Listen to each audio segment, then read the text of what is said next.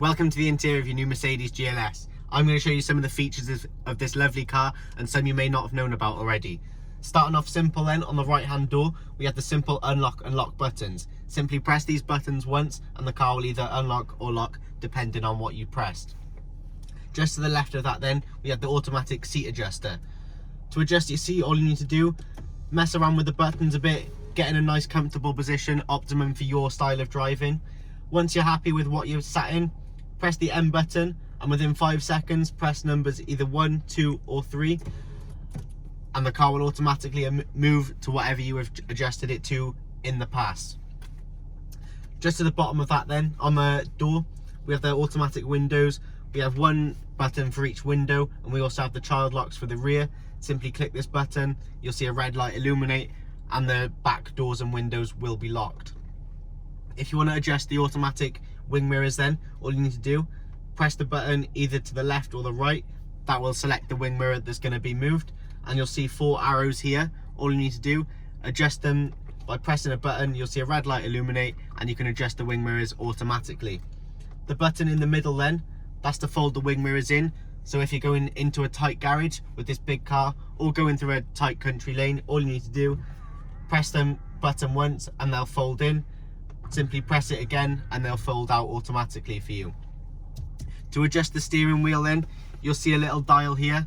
All you need to do, either push it in, out, down or up and the wheel will adjust to however you want it. Again, the wheel will be saved along with your seat settings, so whenever you press number 1, 2 or 3, bear in mind that the steering wheel will move as well. Onto the steering wheel itself then, on the right hand side we have the simple volume button, so more volume, less volume, and a mute button in the middle. On the left hand side then we have the phone, so if you're getting a phone call when your phone's connected, you can press this button to answer the call, or you can press it to decline the call and hang up. In the middle we have the voice control button, so if you click this button and say play Radio 1, the car will automatically put on the station Radio 1 for you. On the left hand side of the wheel then, we have the control arrows for the central touchscreen. So we have left, right, up and down. We've got an OK button and a back button there, nice and simple to control the screen. On the right hand side we have the gear stick. Make sure your foot's firmly on the brake, go into drive, neutral, reverse, or press the N button in to go into park. On the left hand side we have the lights and the wipers. To activate the front screen wash, all you've got to do, press the N button in and the screen will automatically wash for you. To turn the wipers on, pull this dial towards you however fast you want them, whether it be 1, 2 or 3, the fastest setting being 3 obviously. If you want to put the full beams on, simply pull the dial towards you and let go. To turn them off again, simply flick towards you and let go again. Just beneath this then we have the speed limiter. All you need to do to activate this is pull it towards you, press the N button in, you'll see an amber light illuminate on the dial. Flick it up to your desired speed, whether it be 50, 60, 70, let go and the car will do it all for you.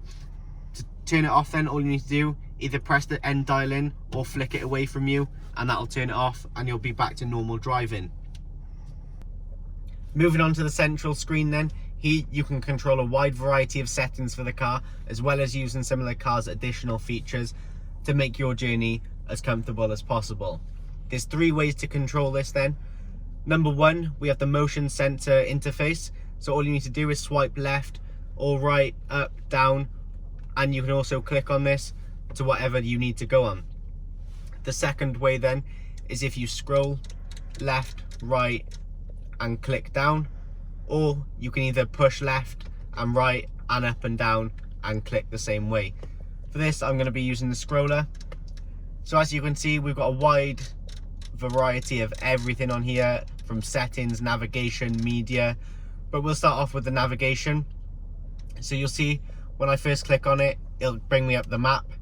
All I need to do, if I want to search for a destination, click destination, address entry at the top, then it'll bring up country, town or street. If I click onto town, we can see the alphabet come up here, so wherever you want to go you can click, spell out the letter of the one where you want to go.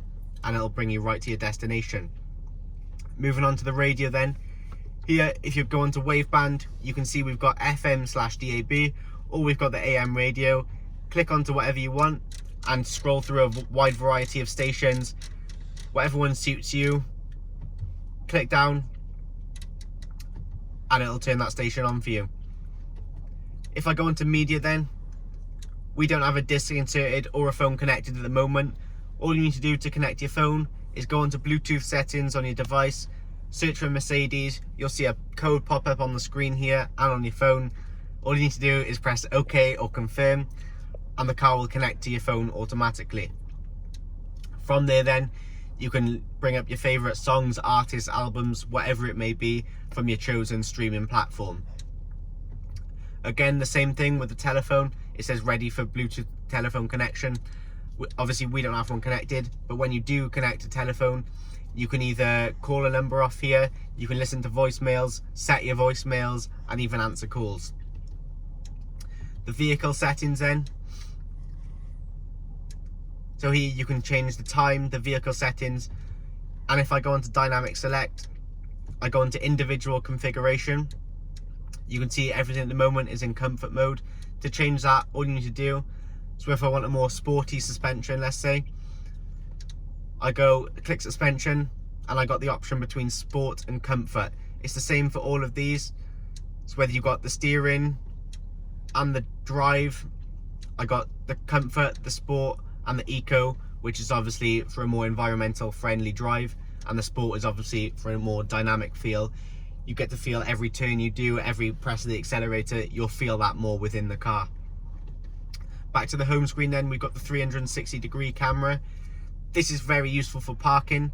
As you can see, we've got the 360 camera and we've also got the 180 view camera. And if you go up to the top, we should be able to get the wheels as well. There we are. So if you scroll across, you'll be able to get the back wheels camera. So if you're parking next to a curb and you don't want to scuff your alloys, this is very useful for that. Again, that's more zoomed in version of it. This is behind the car, so directly behind the car, if you're going to hit anything within that red line, the car will automatically beep and stop itself for you. Again, a reversing camera there, so there's plenty of cameras to use. This is part of the Parking Plus package, so make sure you use this very well. The consumption then, I'm not going to go into that too much detail, but this will show you how much fuel you consumed on the journey, how far the journey's been, how many miles the car's done, anything like that. As you can see here, we've got a wide variety of music settings, from random track, random artist, random album, skip to the point of where you were before. So feel free to go through those and have a fiddle around with them, as well as the sound menu, so you can adjust the bass, the treble, whatever you want, and even have different sounds coming out of different car areas of the car.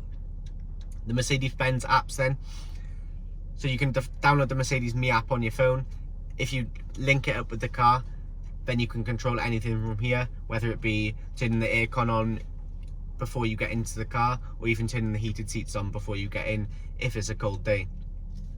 Phone book then, so if you want to make a call, click the phone book and a list of your contacts will come up, and new messages from the car or from Mercedes itself, whether it be the car needs a service or an MOT or anything like that, they will show up here. Moving down then, we have a keypad, so when you save your favorite radio station, for example, if I click 01, your favorite radio station that you have saved will come up when you're on the radio app. So another shortcut to get to the radio, for example, you click the radio, you click the radio button and the radio will come up and it'll play for you. Same applies with media, so you can get your Spotify up on the screen straight away. The navigation, you can get the map up straight away, and the same with telephone there. The mute button, so if the volume's too loud and you're going somewhere, press the mute button and it'll all go off. If you click this button of the car, like I showed you earlier, all the car settings will come up, from the dynamic select to the camera to the consumption and so on and so forth. When a phone call pops up on the screen, We've got the green button to answer, the red button to decline the call. The same goes for hanging up on a call. Press the red button there and the call will hang up. In the middle here we've got a volume adjuster.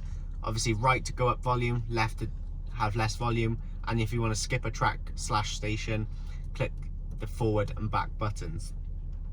The heated seats then, we've got 2 heated seats on either side. Click once and you'll see 3 red lights illuminate. Click 4 times and the heated seat will turn off. Click 3 times and it'll be the least powerful heated seat. Obviously the more red bars there are, the more powerful the heated seat will be. If you want to turn the parking sensors off, press this button, you'll see a red light illuminate, and that will mean that the parking sensors are off. Traction control, if you want to turn that off, press the button, you'll see it pop up on the central dash screen that is off. Press it again and it's back on again. Moving on to the climate control then, if you want to turn the climate control off completely, press that button and everything will turn off. If you want it back on again, press it again and it'll come back on. We got the 3-zone climate control, so if you don't want that on, simply press that button and it'll turn off and it'll be the normal climate control. If you want to turn it back on, press it again. As you can see on these 2 dials here, we've got temperatures ranging from low or 16 all the way up to red or high and 28 degrees. Adjust this to however you want. You can have it separate to your passenger, that's absolutely fine. If you want to change where the heat comes out of, press that, so you can have middle, bottom, or on the windscreen to demist it. If you do want to demist the windscreen, we've got the front one on the left and the back one on the right hand side. The aircon, so if you want the aircon on, which means colder air when you're on 16, press that button and the red light will illuminate. If you don't want it on, press that button and it'll go off.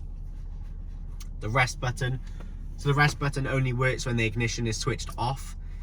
So if I switch the ignition off now and I press that red rest button, if it's a hot day for example, press that and the aircon blowers only in the front will remain on low, so the car remains cool for you when you return to it. These will turn off when the ignition is switched on or when the car battery becomes low and it is no longer able to sustain the aircon coming out. To adjust the airflow then, all you need to do, we've got a little fan there and a big fan. The big fan obviously produces more air and the little fan produces less air. Moving down then, if you pull this back, we actually have 2 cup holders in here along with a 12-volt socket and a storage facility for the keys. If you don't want this on show, simply slide this back over and you'll have a nice gloss finish cover there. If you want to raise the suspension, if you're going off-road driving, simply click this button, the red light will illuminate and you'll see the car suspension rise in manually. The dynamic select then, so these dials control what mode the car is driving in. At the moment you can see we're in comfort mode. I can easily switch this to sport mode, which will make me feel every corner, every touch of the accelerator. It'll make me feel anything the car does. The slippery mode, so if the roads are icy, snowy, wet for whatever reason, put this mode on and you'll have the maximum traction and control over the car. The off-road then, so if you go in anywhere off-road driving, switch this mode on and the suspension will become comfort, the steering is comfort, but the engine will become off-road. Again, this can be individually bespoke to you. If you click the individual button and you'll see on the screen adapt will come up, use the dial to simply press the adapt and you can adjust that to however you want it. So whether you want sport steering but comfort suspension, that is absolutely fine. That will be all under individual for you. Moving up then, we have a storage compartment in the middle. If you press the button there inwards, these will pop up. In here we have 2 USB ports along with a big nice storage facility for you. To close them, all you need to do, press down. On the top then, if you want to turn the back lights on, press the big button on the top and the back lights will illuminate. If you want to turn the front reading lights on, press the button to the left and they will turn on. If you want to turn them off, you can either push to the middle or press them individually. Automatically when the doors open, these lights will turn on along with the back lights. If you don't want that to happen, simply press that to the right and they will not turn on when the door is open. The dial just beneath this then is the sunroof. So if I click this once back, the blind will uncover the sunroof. Click it once again and the sunroof will open. To close this, all you need to do, press it backwards again towards the wing mirror,